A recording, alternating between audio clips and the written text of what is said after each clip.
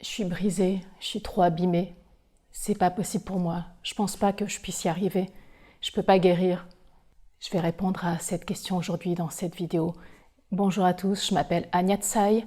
Je suis auteure, conférencière, coach et thérapeute. J'accompagne des personnes qui ont vécu des traumas à transformer leur vie, à ouvrir les portes de la résilience et de la transformation, notamment après des épreuves telles que des deuils, des traumas, des violences sexuelles, des accidents de vie. Et aujourd'hui, je vais répondre à cette question qu'une de mes clientes a eu le courage de partager dans un de mes espaces collectifs de formation. Elle me disait simplement dans ces mots: Anya, j'ai peur de ne pas y arriver parce que tu sais, j'ai déjà fait tellement de thérapie. Ça fait des années en fait que je me fais accompagner, j'ai fait tellement de choses et de travail sur moi et je suis bloquée.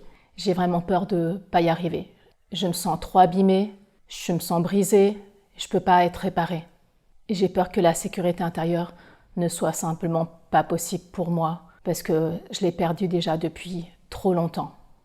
Et je remercie sincèrement ma cliente d'avoir eu le courage de formuler en mots ses peurs, ses doutes, parce que je vais vous dire, je suis certaine que ces questions, c'est partagé par tant de monde, et pas la seule. Moi-même, j'ai eu les mêmes doutes aussi. Et je vais dire quelque chose de fondamental. Un être humain, peu importe les traumas par lesquels il est passé, c'est pas quelque chose à réparer. Même si on a la sensation d'être brisé, c'est une perception, une sensation, mais on n'est pas brisé, on n'est pas défectueux. Je veux dire, on n'est pas quelque chose à réparer comme ma voiture, elle est cassée, je vais l'emmener au garage pour réparation. Un être humain, c'est pas un objet à réparer. Mais par contre, la sensation qu'on a, elle est légitime. Et c'est important de poser ces mots parce que beaucoup de personnes croient encore, et professionnels y compris, qu'après un trauma, les gens, il faut les réparer. Ils sont brisés, donc on va les refixer. Non, les gens ne sont pas défaillants. Quand on a traversé des épreuves, notre système nerveux a été mis à rude épreuve. Et ce qu'on croit être un défaut chez nous, c'est en réalité une intelligence biologique. C'est-à-dire que notre système nerveux, face au danger, fait ce qui est nécessaire pour nous maintenir en vie. Alors je vais vous dire quelque chose d'important, que peu de gens savent, mais vous savez quoi? Votre système nerveux, son but, c'est pas de vous rendre heureux. Son but, c'est de nous maintenir en vie. Donc face à un grand danger ou une menace, notre système nerveux va toujours faire le choix de nous maintenir en vie. Et c'est pas parce que le danger est passé que le système nerveux se dit « bon, c'est bon, maintenant je peux me mettre en sécurité et me relaxer ». Non, au contraire. Il est très souvent bloqué, surtout quand on a vécu des traumas ou quelque chose qui a vraiment menacé notre intégrité. Notre système nerveux va rester en hypervigilance. C'est-à-dire qu'il va tout le temps scanner les environs et vérifier est-ce que je suis en sécurité. C'est-à-dire qu'il va rester un peu bloqué dans cet état de survie. Après, on développe la croyance que c'est pas possible pour moi, je suis trop abîmée, je suis défectueuse. Donc je vais vous dire quelque chose, la voix qui parle, c'est la voix de la partie qui a eu vraiment très peur, dont la sécurité a été menacée. Et cette voix-là qui s'exprime, ce n'est pas votre identité. C'est juste un état profond d'insécurité qui va parler à travers vous et qui va émettre des doutes comme ça et des peurs. C'est vraiment fondamental de comprendre. C'est pas parce qu'un danger est passé dans votre cerveau rationnel, vous savez qu'il n'y a pas besoin de s'alerter, vous êtes en sécurité. Si vous le savez dans le mental, c'est pas suffisant parce que dans votre corps, il y a la mémoire de danger, il y a des mémoires profondes d'insécurité. Et c'est pas juste en se répétant c'est bon, je suis en sécurité, que votre corps il va raisonner la même chose.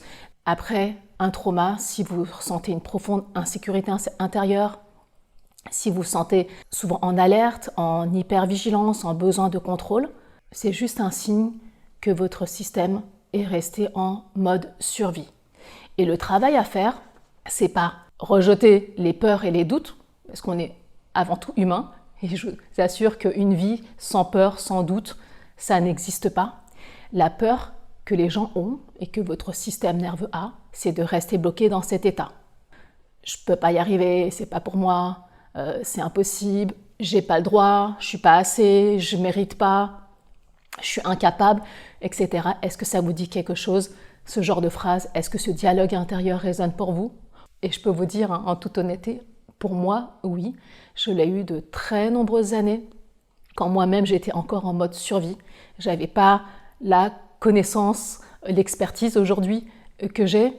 Et en faisant tout ce travail pour retrouver de la sécurité intérieure, ça m'a vraiment aidé. Déjà, ça passe par la compréhension de nos états de sécurité, d'insécurité, ça passe par la compréhension de l'impact d'un trauma dans notre vie. Et c'est aussi savoir que ce n'est pas des états permanents, c'est-à-dire que c'est pas parce qu'on pense qu'on est bloqué et abîmé à jamais que ça fait de nous notre identité. C'est un état qui est temporaire, qui est certes très douloureux, et ce temporaire peut durer longtemps quand on reste bloqué dans ce mode survie, et ces mêmes pensées, ces mêmes émotions, ces mêmes sensations, on a l'impression de tourner en rond dedans, ce qui explique que les personnes disent « ça fait des années, je fais un travail sur moi, que je fais des thérapies, que je fais des formations, que je fais plein de choses, je lis, etc. mais il n'y a rien qui bouge ». Parce qu'en fait, il n'y a jamais la base ou le socle de sécurité intérieure qui a été travaillé suffisamment. La connaissance, ça ne va pas être suffisant.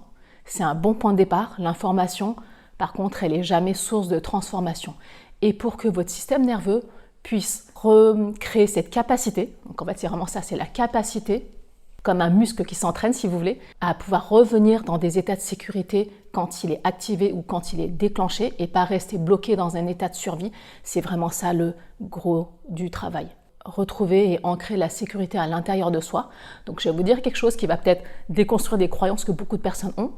Quand je dis retrouver la sécurité intérieure, ça ne veut pas dire qu'on ne sera plus jamais déclenché, ça ne veut pas dire qu'on va vivre tout le temps en mode petit nuage, ou que je suis en calme et en paix tout le temps. C'est pas vrai. Ça veut dire que quand on a des moments qui nous dérégulent, ça peut être l'extérieur, ça peut être des personnes, ça peut être un événement, etc. Quand on est dérégulé, on a la capacité de revenir à un état intérieur plus sécure. Donc c'est vraiment, comme je dis, développer la capacité. C'est vraiment par la patience, par les expériences aussi réparatrices, par aussi le collectif, parce que quand on est dans un groupe qui peut nous co-réguler, ça aide aussi, et développer soi-même sa capacité à se réguler via des outils, via des exercices. Mais tout ça, ça passe d'abord par la compréhension de ces états de survie, que c'est pas quelque chose de définitif, mais on nous a jamais appris à revenir à un état plus sécure, on nous a jamais expliqué non plus comment fonctionnait notre système interne, et on ne comprend pas toujours non plus comment ça se fait qu'on est bloqué. Et la pensée qu'on a, je ne vais pas y arriver, je suis brisée, c'est juste un reflet de la profonde insécurité dans laquelle on se trouve. Donc c'est vraiment important pour moi de vous faire cette vidéo parce que je remercie profondément la personne qui a posé cette question. En la lisant, je me suis dit, mais cette question, elle est universelle. Il y a tant de monde qui se pose la question, c'est pas la première fois qu'on me le dit. Souvent, c'est dans mes espaces d'accompagnement que les gens osent me poser cette question parce que je les accompagne à retrouver cette sécurité, à l'ancrer, à développer cette capacité. Et puis en lisant cette question ce matin, je me dis, mais c'est une question en fait que moi-même je me suis posée pendant longtemps et qu'on pose régulièrement et les gens n'ont pas l'information. Je me suis dit, je vais en faire une vidéo parce que c'est tellement important, surtout là on démarre 2026. Pour démarrer cette nouvelle année, plein de gens vont émettre des intentions pour cette année, je vais reprendre le sport et je vais faire ça, etc. Comme on dit, les bonnes résolutions de la nouvelle année. Mais moi, ce que je vous souhaite pour cette nouvelle année, c'est vraiment de développer cette capacité parce qu'une année, démarrer, et puis même des projets, démarrer mais sans sécurité intérieure, pour moi c'est comme des feux de paille. Ça ne peut pas durer.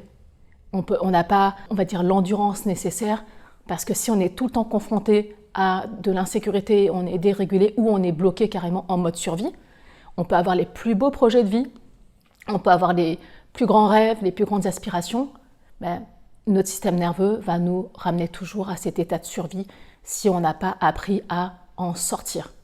Et on va subir ces états, si vous voulez, on va subir cette insécurité et ça se manifeste par des pensées qui nous limitent, des pensées qui ne sont pas porteuses. Ça va créer chez nous des émotions de honte, de culpabilité, parfois de tristesse, de colère, et puis des pensées de type « c'est tout simplement pas pour moi, je suis trop brisée, je vais jamais y arriver, voilà, je suis pas digne, je mérite pas, etc. » Et ça, c'est vraiment possible de transformer tout ça. Et ça commence toujours, non pas par lutter contre soi, lutter contre ses pensées, essayer de les effacer, de les supprimer parce qu'on doit nous réparer. C'est pas vrai, il n'y a rien à réparer. On ne répare pas une biologie qui nous a permis de nous maintenir en vie. Il faut reconnaître tout ça. Et après, c'est ce qu'on reconnaît sous la lumière de la vérité, c'est ce qu'on voit, ce qu'on observe sans juger. Et là, c'est possible de changer les choses. C'est possible de choisir des états de sécurité en développant, comme je vous dis, cette capacité. Et c'est possible de transformer sa vie à partir de là. On ne transforme jamais sa vie en niant notre biologie profonde qui nous maintient en vie et qui a fait extrêmement bien son job. Je vous assure que on peut remercier quand même notre système nerveux pour ça. On peut remercier notre cerveau reptilien et notre cerveau archaïque de nous avoir maintenus en vie face à des grands dangers. Mais on n'est pas obligé de vivre dans la survie tout le temps. Et pour 2026, c'est vraiment ça que je vous souhaite, parce qu'une année démarrée avec des fondations de sécurité, ça change absolument tout. Dites-moi si on vous a déjà dit ça, si ça résonne pour vous, si vous souhaitez aller plus loin dans ce travail. Je partage aussi des ressources gratuites, surtout si vous avez vécu des épreuves ou des traumas qui vous expliquent le lien en fait entre les traumas et le sentiment d'insécurité, d'hypervigilance, etc. C'est des ressources qui sont sur mon site, je vous les partage plus bas, et pour les personnes pour qui ça résonne et qui veulent aller plus loin et être accompagnés pour faire ce travail, j'ai un magnifique espace pour ça. Je rouvre les portes de ma formation Sécurité intérieure. C'est un espace qui est vraiment merveilleux pour avancer ensemble avec la force du collectif, d'autres personnes qui font ce travail avec vous et guider pas à pas avec moi. Et oui, je serai présente comme votre guide sur votre chemin à toutes les étapes. Mais c'est un chemin qu'on fait ensemble. Et pour moi, la guérison, c'est pas un pas solitaire. La guérison, pour qu'elle soit profonde, elle est aussi relationnelle. C'est-à-dire que dans une relation et dans des espaces collectifs, il y a des choses extrêmement profondes qui se passent. Et d'ailleurs, quand une personne a le courage de poser une question, comme ma cliente, sachez que ça résonne pour tout le monde. En faisant cette vidéo, je vous partage des choses que moi-même j'aurais aimé savoir sur mon parcours. Parce que quand moi j'étais bloquée en mode survie, et ça a duré plus de 20 ans, ce qui explique que j'étais bloquée dans la honte et la culpabilité et que j'arrivais pas à libérer ma parole. Donc c'est vraiment un sujet qui me touche personnellement. Après, en chemin, j'ai fait tout le parcours de guérison, de libération, et que vous connaissez peut-être si vous avez lu mon livre L'or de nos cicatrices, si vous avez peut-être participé à mes cercles de parole que j'anime chaque mois. En faisant tout ce chemin, vraiment, je me dis, pourquoi on ne m'a pas dit tout ça avant? Parce que je vous assure que moi-même, j'ai eu exactement les mêmes pensées que ma cliente. J'y arriverai jamais, c'est pas pour moi, je mérite pas l'amour, je mérite pas le bonheur, je suis pas digne. Je connais parce que 20 ans, c'est long. J'aurais adoré qu'on me dise tout ce que je vous dis aujourd'hui dans cette vidéo. Et je vous le partage parce qu'en le faisant, c'est comme si je parlais aussi à l'enfant que j'étais à ce moment-là. Et je lui dis non, en fait, c'est possible. Mais si on ne nous le dit pas, on ne peut pas le deviner. Et pour finir cette vidéo, retenez bien ça. Vous n'êtes pas brisé, vous n'êtes pas à réparer. Il n'y a rien qui soit défectueux chez vous. Il n'y a rien qui soit défaillant. Il y a des états de survie qui nous maintiennent dans la vigilance et dans la protection. Et c'est vraiment possible de transformer. Pour vous dire que ce n'est pas quelque chose de figé, ce n'est pas quelque chose qui soit possible pour certains et impossible pour d'autres. Il y a des gens qui ont l'information, qui ont la connaissance, qui ont les outils et qui ont les accompagnements. Et il y a des gens qui n'ont simplement pas eu accès à tout ça. C'est ça la seule différence. Donc j'espère que cette vidéo vous a aidé. Dites-moi en commentaire ce qui a le plus résonné pour vous, si vous vous reconnaissez. J'ai hâte de vous lire. Je vous souhaite une magnifique année 2026 et qu'elle soit remplie de moments de joie et de sécurité intérieure. Je vous assure que ce travail-là, c'est absolument transformateur. Sans sécurité, on va rester dans une caverne en train de se protéger et c'est possible pour vous. Mes chers amis, je vous laisse. Je vous embrasse bien fort, j'ai hâte de vous lire et je vous dis à très vite pour la suite du voyage. Au revoir.